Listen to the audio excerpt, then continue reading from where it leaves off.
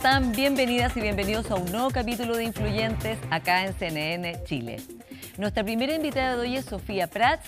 Ella es exalcaldesa, ex embajadora y autora, junto a sus hermanas, del libro Lo que tarde, la justicia, sobre el asesinato de sus padres, el general Carlos Prats y su madre Sofía Cuthbert.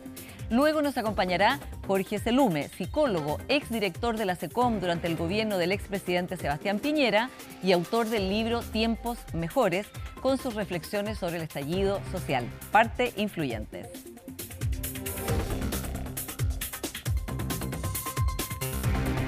Sofía, muy bienvenida a Influyentes, a conversar sobre este libro que realmente es conmovedor. Muchas gracias, Paula. Ustedes aquí cuentan una lucha de décadas por lograr justicia, por lograr verdad y también de procesar este enorme dolor y trauma que vivieron ustedes, las tres hermanas, y por supuesto toda la familia Prats Cuthbert. ¿Cómo fue para ustedes en este libro, a propósito de los 50 años del asesinato del general Prats y su señora, volver a encontrarse con esos recuerdos, con esas memorias, con esas voces y esos documentos también? Bueno, primero que nada, no teníamos planificado hacer este libro, pero fue una propuesta de la editorial Random House y consideramos que era importante poder de alguna manera mostrar lo que nosotros habíamos vivido y fue un proceso muy interesante para nosotros darnos cuenta cómo fuimos tomando decisiones, atreviéndonos a hacer cosas que no sé si hoy día lo haríamos, pero nos sirvió mucho para observarnos en nuestra lucha conjunta y valorizar lo armoniosa que fue entre nosotras. Exactamente. Bueno, porque nunca tuvimos un conflicto, siempre las decisiones las tomábamos entre las tres, y de hecho el libro lo escriben las tres, ¿no? En el fondo las protagonistas son ustedes tres. Y cuenta también el libro, es muy impresionante ver la fortaleza de tres mujeres muy jóvenes, ¿no? Que tienen que un día te llaman a ti por teléfono y te dicen al otro lado el yerno de, digamos, el ex marido de Isabel Allende, ¿no? Que ha pasado esto, que tu padre está muerto, y tú preguntas, y mi madre también. Y entonces tienen que partir ustedes tres a Argentina a hacerse cargo de todo esto, ¿no? De todo este horror. Y empezar esta búsqueda de aquí en adelante y cumplir la promesa, como dicen ustedes, de que habrá justicia tarde lo que tenga que tardar. Al mirar esto, también están como los documentos históricos, ¿no? Ustedes hablan de los recortes de prensa, lo que el padre de ustedes les ha ido contando, la historia hacia atrás, y toda esta familia, ¿no? De ustedes, sus hijos, sus nietos, los yernos, los maridos, que hacen de esta causa un sentido de vida. Me llama mucho la atención, Sofía, cómo ustedes dicen también en el libro, y lo han vuelto a decir, que intentaron sobre todo criar a sus hijos sin resentimiento y sin odio. Eso es muy, muy impactante. ¿Cómo lo lograron y cómo mantuvieron esa fortaleza ustedes tres para salir adelante en esta búsqueda tan difícil? Bueno, recordamos a mi mamá. Mi mamá tenía un carácter muy alegre, de mucha serenidad, de mucha templanza.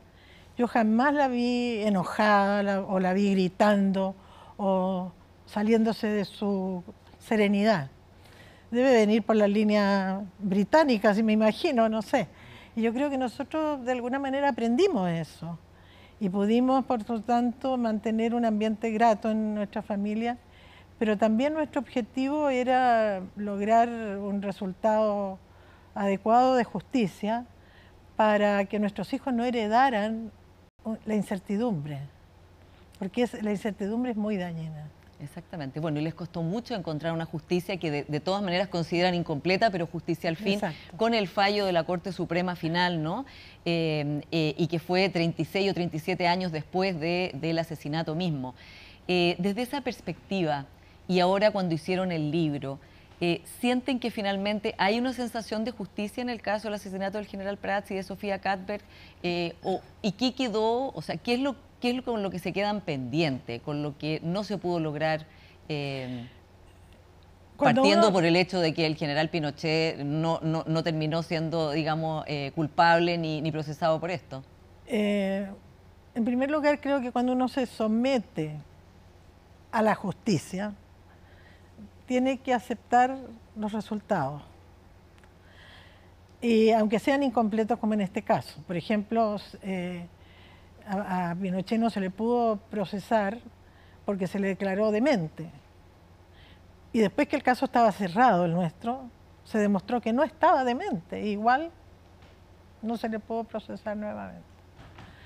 Por otro lado, el autor material también no tuvo condena porque hubo acuerdos entre los gobiernos chilenos y estadounidenses y por lo tanto también quedó libre, pero Michael Townley, pero él nos dio toda la información que necesitábamos para poder buscar toda la trama que estuvo detrás del proceso.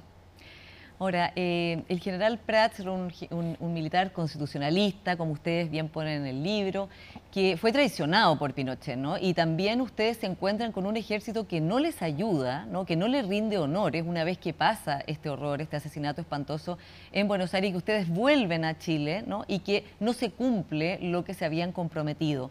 ¿Cómo fue para él empezar a encontrar, una vez que renuncia, ¿no? Recordemos que fue ministro del Interior del gobierno de Salvador Allende en la UP, y que se empieza a encontrar en este clima, ¿no? Tan complejo con sus propios anteriores colaboradores, y ya cuando se va a vivir a Buenos Aires, cuando teme por su vida, ¿no? Y antes de esos asesinatos?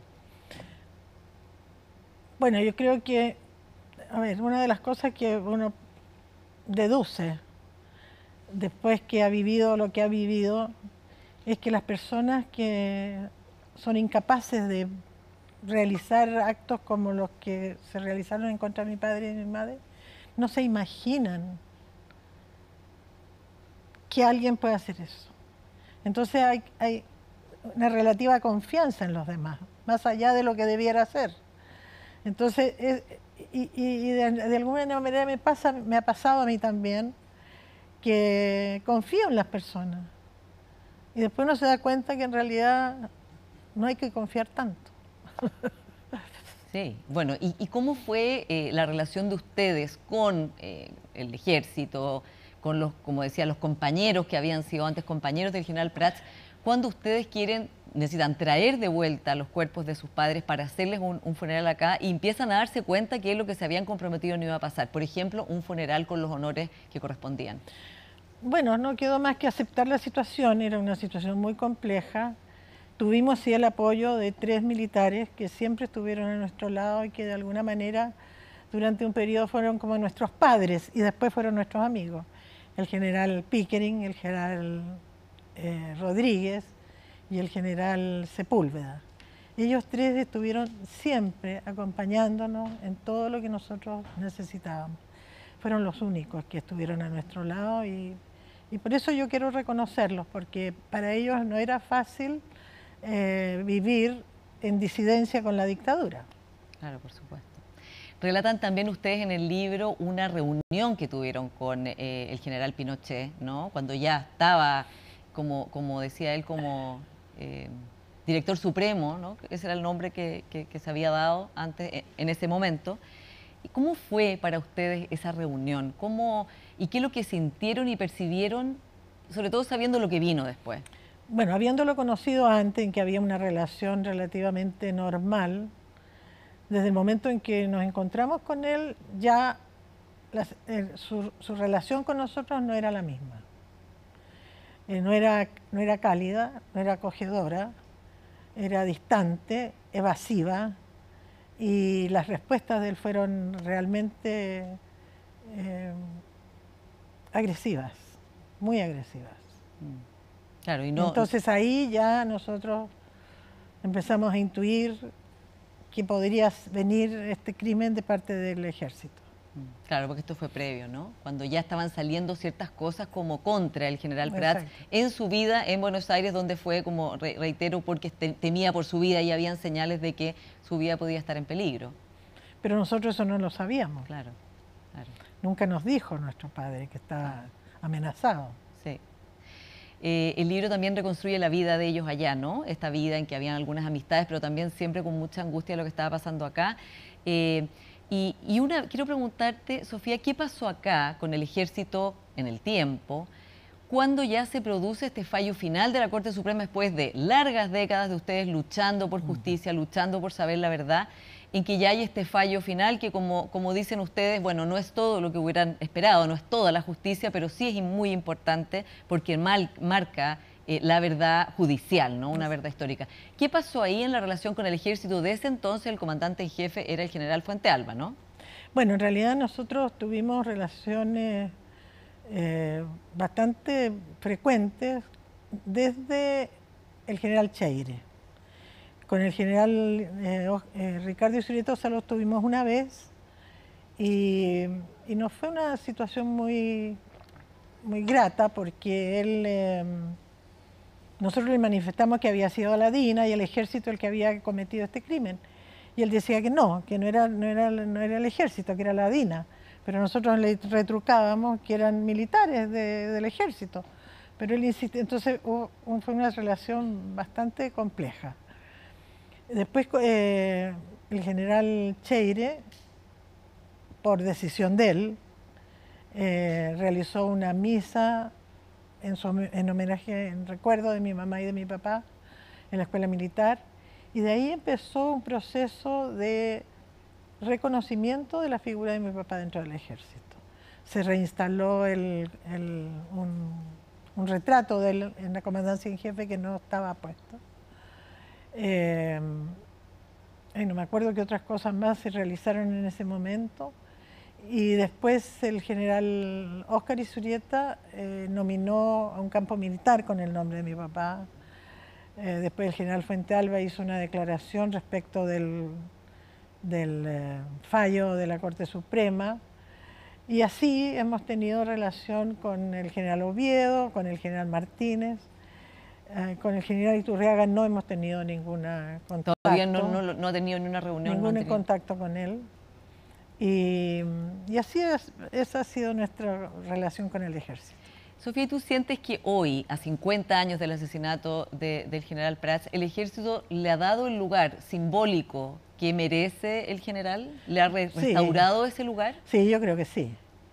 Yo creo que ya tiene, o sea, ya se ha reconocido con la realidad de la postura que él tuvo, que era lo que a nosotros nos interesaba, de que no se distorsionara su pensamiento, que no se le atribuyeran digamos, acciones que no correspondían a su rol específico. Y yo creo que eso se ha logrado en plenitud, sí. ¿Y el ejército, a tu juicio, se ha separado completamente de Pinochet, de su dictadura, de sus crímenes? Bueno, hay muestras de que no es así. ¿Cómo cuáles? Por ejemplo, lo que pasó con un documento que quería publicar el general Martínez de parte de todo el ejército, claro. Y no todo el ejército estuvo de acuerdo en hacerlo. Y de hecho lo publicó después, ¿no? Lo publicó por su cuenta. Entonces, hay todavía, yo creo,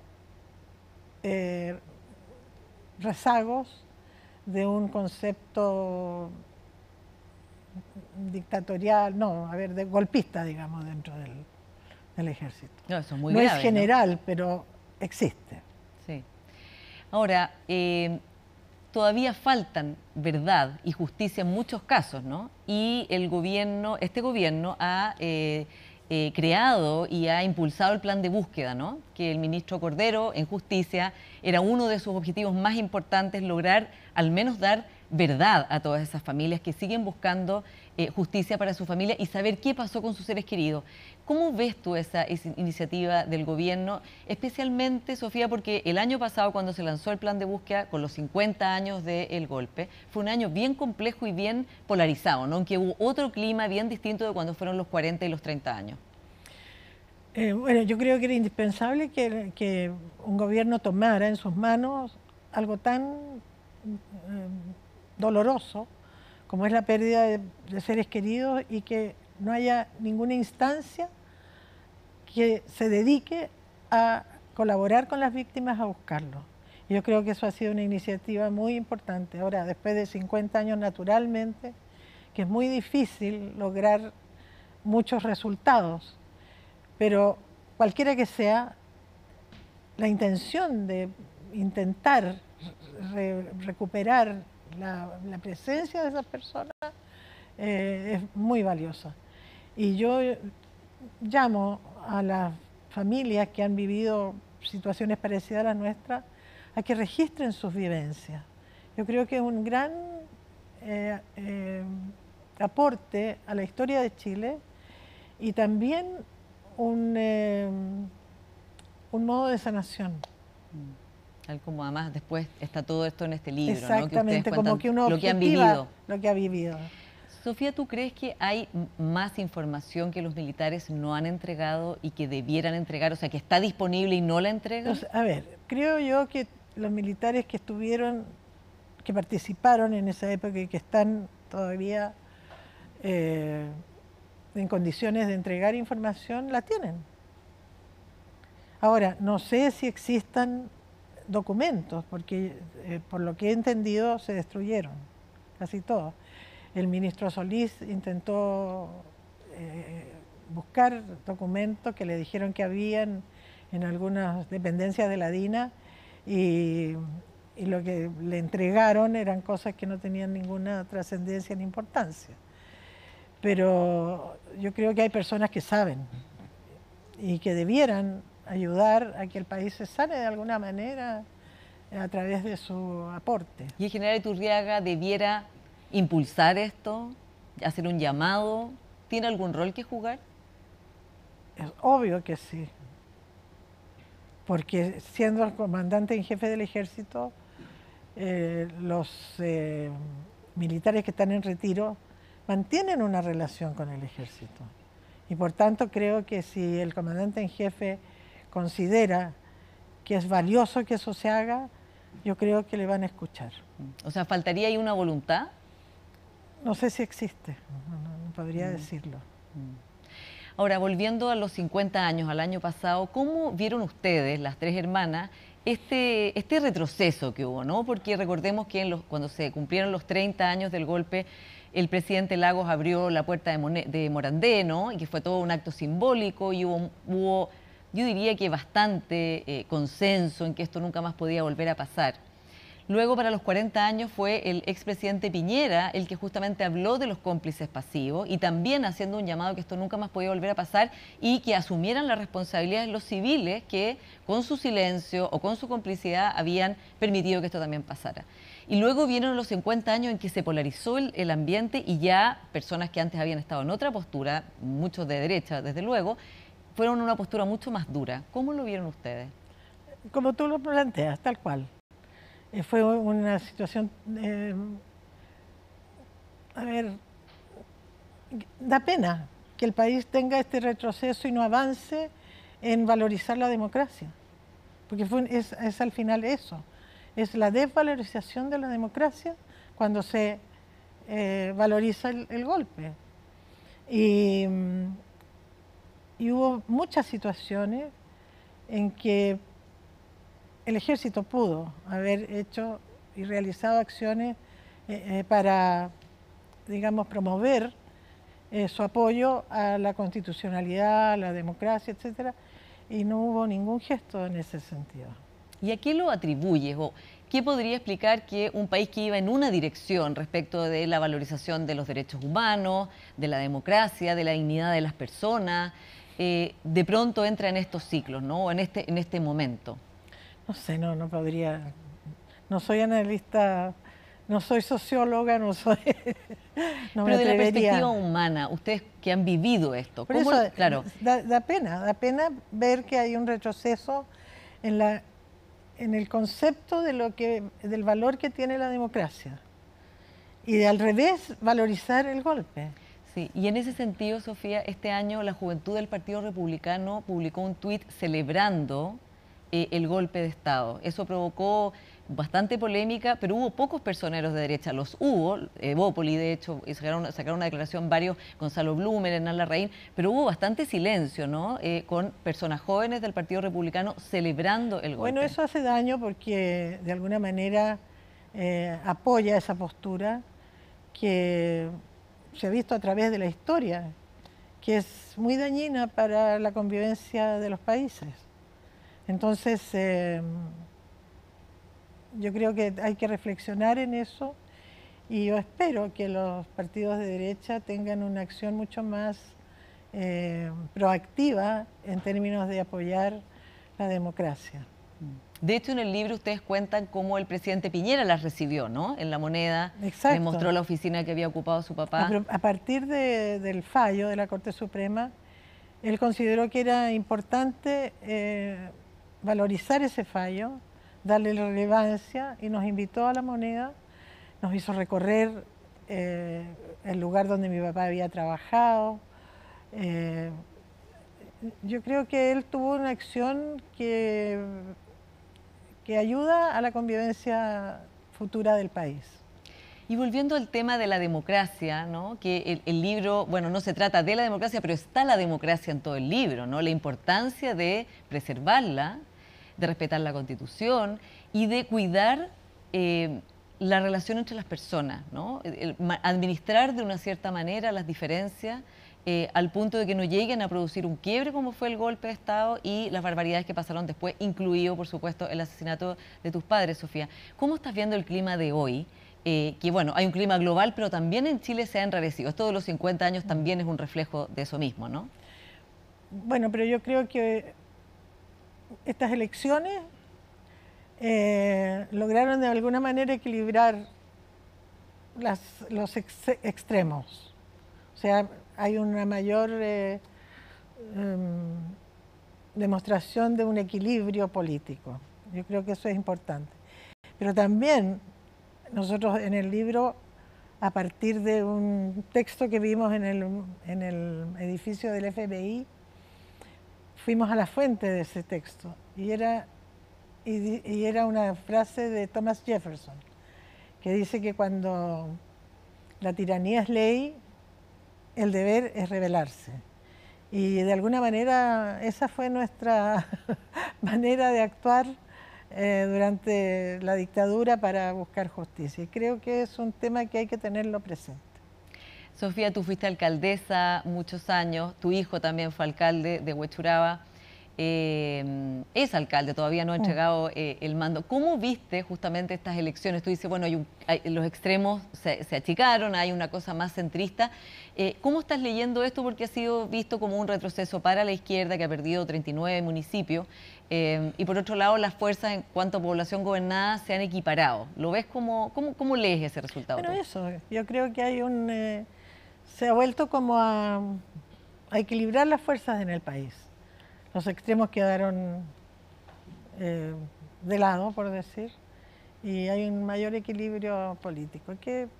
Espero que eso se considere para buscar acuerdos, porque también está la voluntad de las personas que gobiernan y que están en los partidos políticos, de buscar formas de lograr acuerdos para el bien del país, para hacer leyes que mejoren las condiciones de vida de las personas y no estar haciendo acciones que por tener una ganancia política va en desmedro de la vida de las personas. Yo creo que desde la alcaldía, cuando trabajábamos juntos, todos los alcaldes de todos los partidos, teníamos esa capacidad de buscar proyectos entre todos, que todos usábamos, que todos aplicábamos, no importando la ideología. Claro, de hecho que estuviste a cargo de la Asociación de Municipalidades durante mucho tiempo. Sofía Prats, muchas gracias por esta conversación de hoy y este libro que sin duda es muy importante para las generaciones actuales y para las que vienen respecto de los derechos humanos, la democracia y el valor de un diálogo y una amistad cívica básica en la sociedad. Muchísimas gracias. Vamos a ir a una pequeña pausa y ya seguimos con más influyentes acá en CNN Chile. Nuestro próximo invitado es Jorge Selume, autor del libro Tiempos Mejores. Ya volvemos.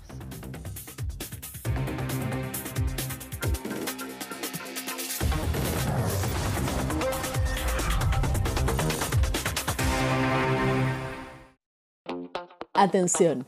Por tercera vez vuelve el Festival de la Naturaleza más grande de Chile, el Festival Ladera Sur. Más de 100 speakers, 100 organizaciones medioambientales, 150 emprendedores, talleres, huertos, arte, food trucks y muchas sorpresas más. La comunidad de la naturaleza reunida en una gran fiesta. 15, 16 y 17 de noviembre, Parque Santa Rosa de Apoquindo. Niños gratis hasta los 12 años. TEC presenta Primero lo Primero.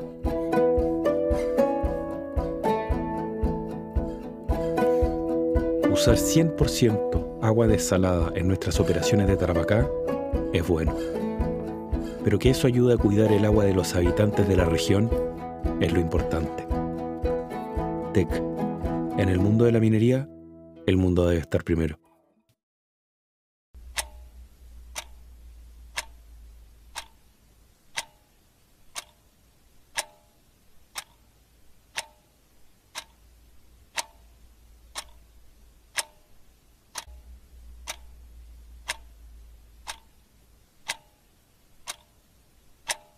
En Polla Chilena de Beneficencia cumplimos 90 años. Entregando suerte y aportando a la beneficencia. Y en Polla Chilena hemos sido testigos de que ambas cambian la vida. Por eso, en este aniversario, nuestro mayor deseo es seguir contribuyendo con la suerte y la beneficencia por muchos años más. Polla Chilena de Beneficencia, 90 años.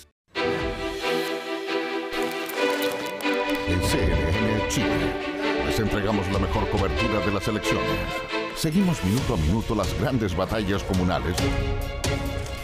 Se siente con el apoyo ciudadano también mi emoción. Y las gobernaciones de las elecciones 2024. Estuvimos en más de 100 lugares del país, con más de 50 protagonistas. Nos adelantamos a las grandes sorpresas en esta elección. Matías Jair Toledo. Los mejores resultados en Data Intelligence, revisados en el Magic World. Más de 1.500.000 visualizaciones de nuestra transmisión en redes sociales. ¿Cómo están? Bienvenidos a Tolerancia Cero Electoral. Todo el análisis político lo vivimos en el programa más relevante de la televisión chilena. Tolerancia Cero. Sigue las próximas elecciones este 24 de noviembre. La carrera final por la gobernación de la región metropolitana entre Claudio Orrego y Francisco Orrego.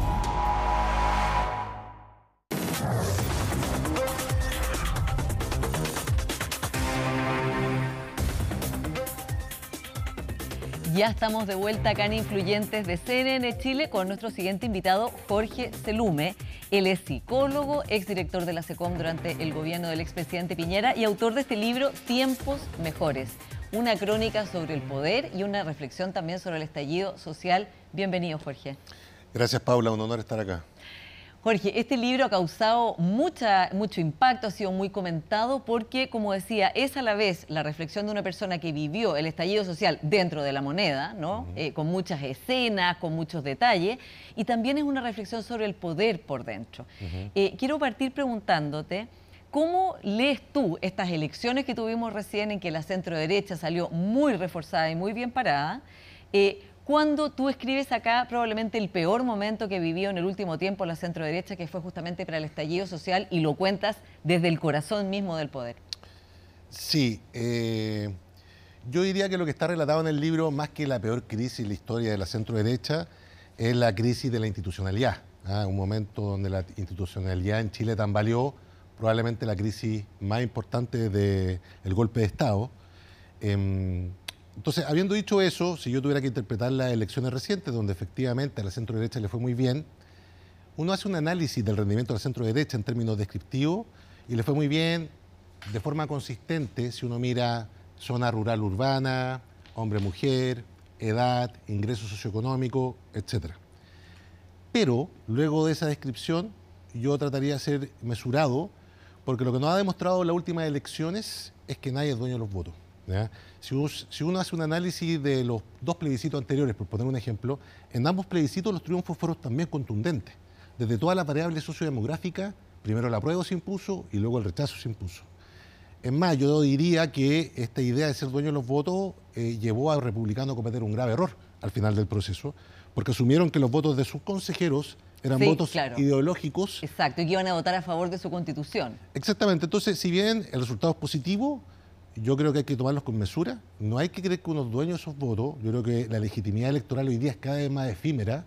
Hay cierta orfandad de parte del electorado y, por ende, la variabilidad del comportamiento electoral es algo que está permanentemente en juego. Exactamente, o sea, hay que tomárselo con cuidado, no como creerse que esto ya está como zanjado, ¿no? Yo te lo preguntaba también, Jorge, porque, bueno, ese momento fue, digamos, recuerdo las encuestas mostraban al presidente Piñera en una aprobación de un 7%, algo que no se había visto desde el retorno a la democracia, muy, muy bajo. Tenía realmente una oposición, no solo desde la izquierda y la centroizquierda, incluso dentro de la misma derecha.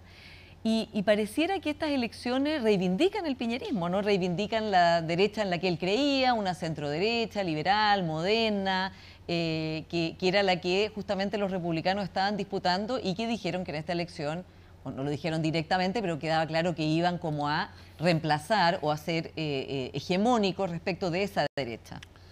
Sí, uno podría decir que en esta elección triunfó, entre comillas, la moderación o la estabilidad. Muchos de los rostros que formaban parte del piñerismo transmiten eso, algo de estabilidad, son rostros conocidos, no es una apuesta por algo que tiene altas cuotas de incertidumbre, al contrario, uno sabe por quién está votando.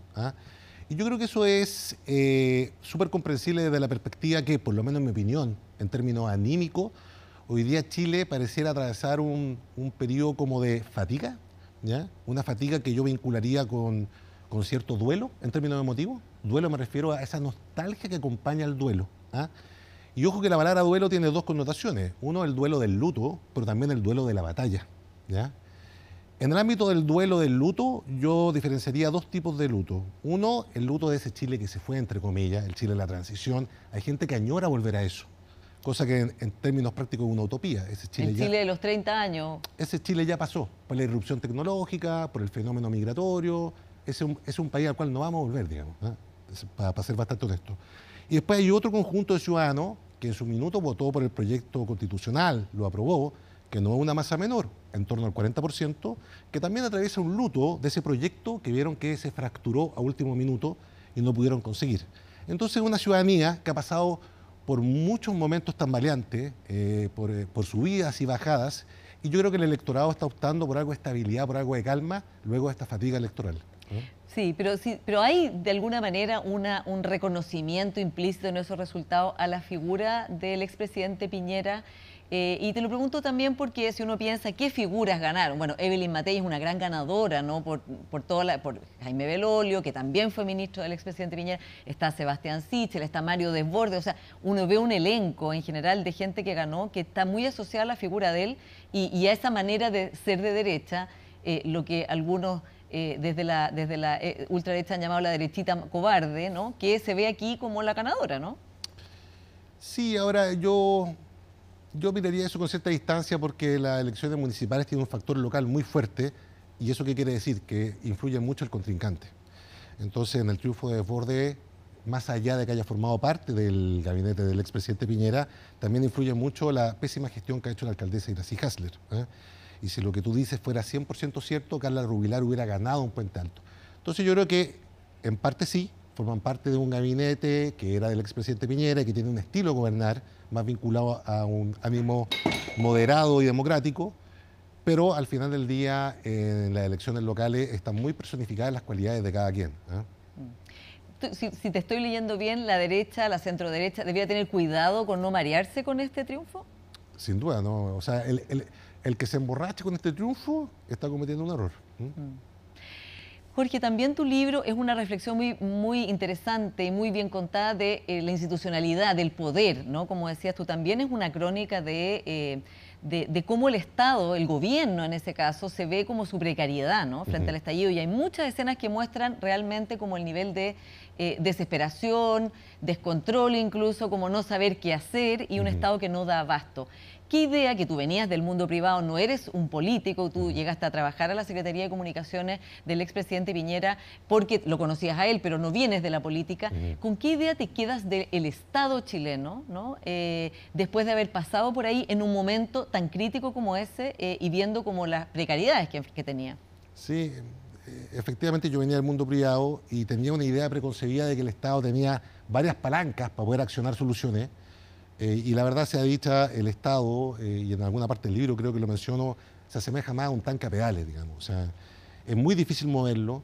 Los cambios tecnológicos culturales de las últimas décadas han sido muy vertiginosos y la institucionalidad ha ido detrás de esos cambios. Si antiguamente los líderes o las instituciones dirigían la aula, pareciera que hoy día ellos van detrás del aula, van siempre como 3 pasos detrás. Y eso tiene que ver porque, por un lado, dentro de la institucionalidad hay intereses creados que son difíciles de movilizar, pero también tiene que ver porque la sociedad ha adoptado tecnologías que han impactado directamente su bienestar. Y el Estado pareciera no estar a tono con eso. O sea, hace mucho tiempo la modernización del Estado, eso es algo que no se ha cristalizado. Y entre más nos atrasamos en esa tarea, más complejo se hace para el Ejecutivo poder dar respuesta a las demandas ciudadanas. Claro, este tanque con pedales es una metáfora muy, digamos, elocuente de lo que tú piensas, ¿no? Como más allá de quien gobierne también hay ciertas capacidades, ¿no? Que no se pueden desplegar. O sea, sin ir más lejos, el dramatismo que está expuesto en el libro debe ser muy similar al que vivió Bachelet II y sin duda muy similar al que está viendo hoy día el gobierno del presidente Boric y similar al que vivirá el próximo gobierno. Y más aún, si lo miramos más macro, es un drama que vive en todas las democracias en Occidente. Hay un politólogo búlgaro, Iván Krastev, que ha documentado que en la última década han habido más de 90 estallidos en Occidente. Sin ir más lejos, el año que nosotros tuvimos un estallido lo tuvo Bolivia, Perú, Ecuador, Colombia. Es verdad que no con la misma intensidad de violencia que el que nosotros sufrimos, pero te habla de que la institucionalidad que nos dimos está crujiendo, no es capaz de empatar con los tiempos. Y hay una figura también que ocupo en el libro, que donde explico que la política es como un enchufe que ya no le hace al toma corriente. Es decir, no es capaz de conectar la energía ciudadana y conducirla dentro del sistema. Y eso es porque pasamos de un régimen que era, en términos comunicacionales, muy vertical y estructurado, a uno mucho más horizontal y fragmentado, donde hay exceso de información y por ende exceso de ansiedad. Claro, y también muchas noticias falsas, digamos un discurso público bien hostil también. Crisis de confiabilidad, a modo de resumen. Sí. ¿Y cuánto también este tanque con pedales o de esta incapacidad de moverse, ¿no? Porque un tanque con pedales es algo muy pesado que se ve muy fuerte pero que no se puede mover? Tiene que ver también con el revanchismo que existe, por ejemplo, o la fragmentación, 2 cosas que son distintas pero que son bastante espejos. La fragmentación, por un lado, es que es imposible llegar a acuerdos con 50 entes, digamos, entre partidos, islotes, archipiélago, emprendimientos individuales en el Congreso. Y por otro lado, esta idea de, bueno, a mí me hicieron acusaciones constitucionales, yo las hago de vuelta, ¿no? Y todo lo que me hicieron sufrir lo voy a cobrar cuando yo sea oposición a un gobierno nuevo. Sí, yo creo que ambas cosas confluyen, y ambas confluyen bajo un paraguas que se llama polarización. Efectivamente, con la reforma al sistema político y electoral que se hizo en el segundo gobierno de Michelle Bachelet, que es un parlamento sumamente fragmentado, ingobernable, ha sido un parto para cualquier presidente de turno, tratar de llegar a acuerdos con ellos y promulgar leyes. Entonces, corregir el sistema político sin duda es algo necesario. ¿Suficiente? No. Yo creo que aparte de eso, lo que se requiere es modernizar el Estado. Se ha hablado mucho de esto, pero la verdad es que el día a día de los ciudadanos, lidiar con el Estado es un parto. Y es sumamente complejo para un ciudadano, por no decir indignante, que uno pueda abrir un celular y hacer un trámite en pedidos ya, y luego tenga que ir a la notaría a mamarse horas de fila, cuando claramente no hay una barrera tecnológica. El ciudadano se da cuenta que es una cuestión de voluntad política, y eso produce indignación, ciertamente. Claro. Ahora vamos al estallido social, porque el libro es una crónica muy vívida, digamos, muy viva de lo que pasaba por dentro, ¿no? Y que estabas tú ahí asesorando al expresidente Piñera y a su círculo más íntimo. A 5 años del estallido social ha habido reflexiones, te ha tocado a ti también en algunos paneles, ¿no? De qué fue lo que pasó. Tu libro muestra como la dimensión de lo completamente difícil de administrar que fue, como lo difícil de enfrentar que fue. ¿Qué reflexión te haces tú mismo, después de lo que te ha tocado mirar y el discurso que ha habido de estos 5 años en que estamos, parece que lejos de tener una mirada convergente entre distintos sectores, sino que más bien para algunos está el octubrismo, para otros como que cuesta una mirada que complemente todo lo que pasó en ese momento. Sí, efectivamente, en términos de diagnóstico es difícil encontrar un común denominador. Sin ir más lejos, no somos capaces de ponernos de acuerdo en el apellido que le damos al fenómeno. Algunos lo llaman estallido social, otros estallido delictual, y tampoco somos capaces de ponernos de acuerdo respecto al origen y de cuáles son las vías de solución. Entonces, tiene que ver también con la crisis de legitimidad que tienen los líderes hoy día. El hecho de que, como dije anteriormente, la política pareciera ir detrás de la ola, deja a los líderes políticos en un rol más de opinólogos que de conductores. Entonces, cuando la gente ve hoy día en televisión, la otra vez yo hice un ejercicio en un focus group y puse un programa político y lo puse en silencio. Y le pregunté a la gente del focus group, dígame, ¿quién es el periodista y quién es el político? Y la gente no era capaz de distinguir quién es quién, porque los políticos han pasado a opinar la realidad más que a liderarla. Y tiene que ver con esta crisis que tenemos de legitimidad. Por lo mismo, hoy día, en términos de liderazgo, se produce un vacío, sobre todo en la coalición gobernante, de quién podría ser el próximo candidato presidencial. Claro, y vamos a hablar de eso también, de cómo se proyectan los nuevos liderazgos de aquí en el futuro. En el estallido tú dices también en el libro, como bueno, estaba el metro quemada, la mitad del metro, estaban todas estas acciones delictuales, pero también estaba, ¿no?, lo que sentía la gente, esa indiferencia, dices tú, esa indiferencia que sentía la gente con los políticos, de que no se preocupaban de las colas en los consultorios, de que no se preocupaban del deterioro de la educación pública, de que no se preocupaban de ellos. Ahora venía de vuelta la indiferencia de los ciudadanos con los políticos, ¿no? Y los políticos desesperados tratando de hacer sentido o de dialogar con todas estas demandas, y la gente como muy divorciada de ello. Una mirada más equilibrada, podríamos decir, más lúcida, como se puede llamar, debiera incorporar también esas demandas que no estuvieron, Jorge, que en realidad si uno ve el sector de la derecha, parte de la centroderecha, es renuente a decir que, bueno, hay aquí necesidades sociales que no se cumplieron y que faltan y que es importante hacerlo de manera de haber aprendido algo de lo que nos pasó. Sí, yo diría que el estallido es un fenómeno multifactorial, por ende es difícil ponerlo en una sola casilla, ¿ya?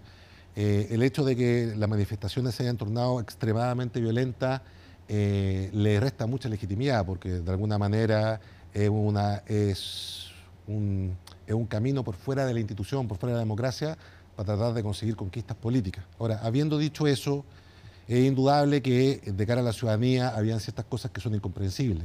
Incomprensible es para la ciudadanía que una reforma tan importante como la de pensiones llevara más de 2 décadas estancada en el Congreso. ¿Y todavía? Y todavía. Y también es incomprensible que el Estado no sea capaz de proveer soluciones, sobre todo para una clase media emergente que es sumamente frágil y que en un plazo de 2 meses puede retroceder todo lo que ha ganado en una década, por una enfermedad, por una cesantía, por un accidente. Eso era algo que estaba diagnosticado, por lo menos en términos académicos, y es más, el gobierno tenía un proyecto para eso que se llamaba clase media protegida, pero que nunca llegó a cauce, en parte por lo que tú mencionabas, por esta especie como de revanchismo, de que cuando a uno le toca hacer oposición se genera un bloqueo per se a todas las iniciativas del Ejecutivo. Algunos le llaman negar la sal y el agua, y que nosotros lo vimos en carne propia. Oye, y que parece que ahora también hay algunos que están por lo menos en esa tesis, ¿o no? La política está teñida de emociones y muchas veces de personalismo, y eso sin duda yo creo que afecta al sano ejercicio de la democracia, y lo estamos viendo hoy día también, sí, en muchos casos. Jorge, ¿tuvo costos para ti haber contado lo que pasó en el estallido en este libro? O sea, ¿hubo gente que a lo mejor participó, estaba en el gobierno en esa época, que no le gustó que se viera expuesto esto de esta manera? En términos personales, por lo menos para mí, yo no veo costos, porque yo pasé por la política durante un periodo principalmente vinculado al expresidente Sebastián Piñera, y no pretendo hacer carrera en política, ¿ya? Ahora, sabía que el libro era un libro que iba a despertar emociones y que iba a remover a algunas personas, pero a mí, por lo menos, como lector, eso es algo deseable. Yo cuando leo un libro, lo que pretendo es que el libro genere tensión dramática, que genere sentimientos encontrados, que incomode, que interpele. Un libro que es plano y que no genera ese tipo de emociones es un libro que es letra muerta. Obvio, no habría tenido el impacto que tuvo. Lo que uno quiere es que sea un artefacto vivo y que genere sentimientos encontrados, así que desde esa perspectiva, que hayan visiones encontradas respecto al libro, para mí es una buena noticia. Hay un momento del libro muy interesante, que es cuando se presenta este famoso estudio del K-pop, del pop coreano, ¿no? Como uno, cuando se estaban como buscando qué fue lo que pasó y quién es la tesis como del enemigo externo, en que tú, Jorge, rápidamente ves que este estudio no va a llevar a ninguna parte, digamos, buena, y lo dices, ¿no? Pero hay mucha ansiedad en ese momento por hacer sentido, ¿no? Como por encontrar una razón. ¿Fue así como lo viviste tú, como esa ansiedad por encontrar una causa? Sí, y está ese ejemplo y hay decenas de ejemplos de esas características, digamos. Ahora, es natural, en situaciones de alto estrés y por ende situaciones caóticas, lo que tiene el ser humano es buscarle un sentido a las cosas para encontrar una salida a la situación. Es esperarla y es natural. Muchas veces eso lleva a tomar decisiones erradas. Y en el libro yo puntualizo algunas de esas decisiones erradas y en muchas de esas situaciones me pongo a mí en el centro. Pero ¿por qué hago hincapié en esos momentos? Personalmente creo que en esos momentos de alto estrés es cuando salen a relucir rasgos de personalidad de forma más clara, los claroscuros de la personalidad. Y a mí me interesaba mucho en el libro, más que un enfoque teórico, un enfoque humano, de entender cuáles son las emociones que están detrás de las decisiones, los conflictos humanos que se suscitan. Y que aparecen, como dices tú, momentos de máxima tensión.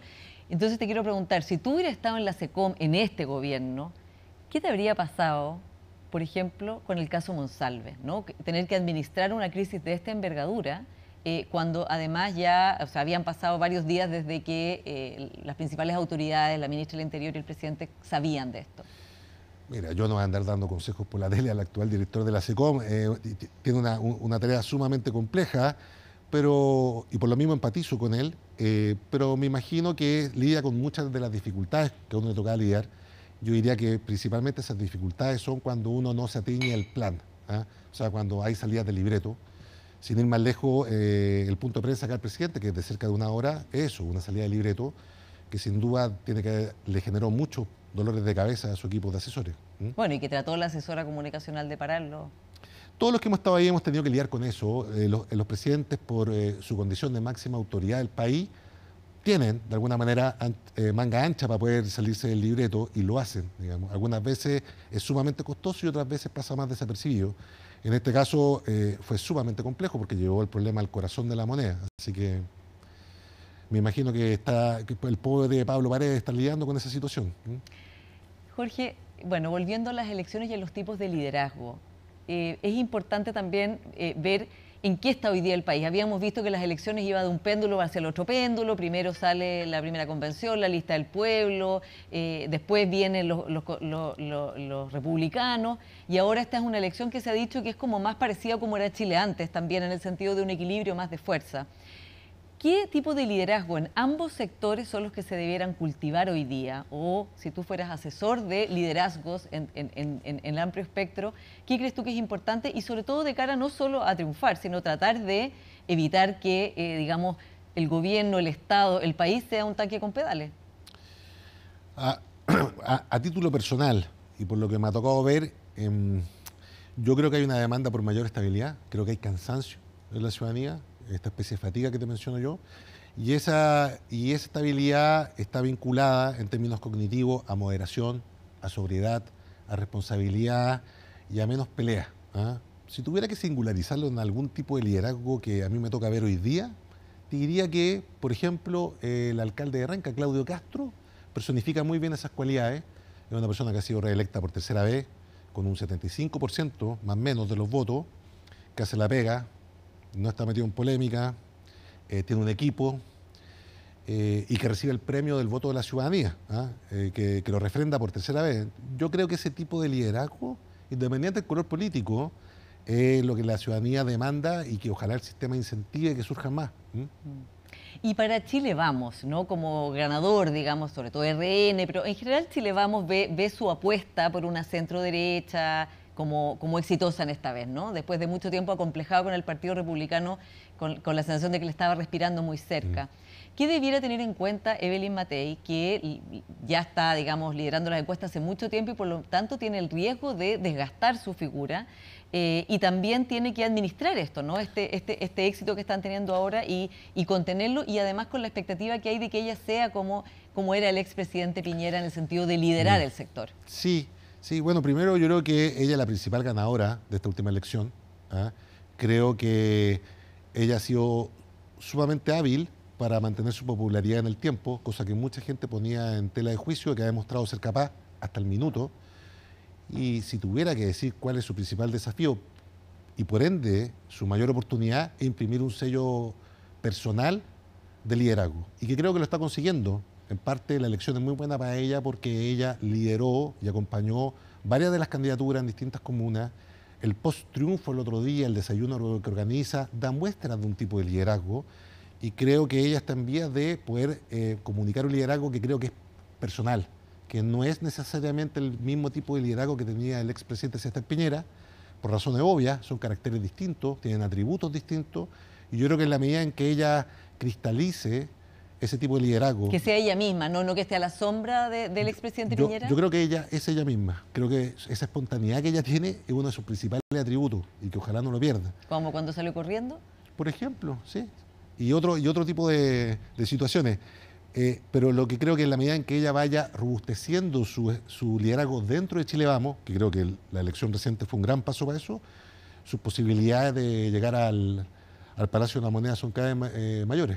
Jorge, se nos acabó el tiempo. ¿Y los liderazgos para el oficialismo? ¿Cómo ves esa realidad tú? Tú dices, bueno, Claudio Castro es un líder que representa eso, pero no aparece en las encuestas hoy día, ¿no? Y se ve complicada la situación de Orrego, de Toá, y la presidenta Bachelet, que ha dicho que no quiere ser candidata muchas veces.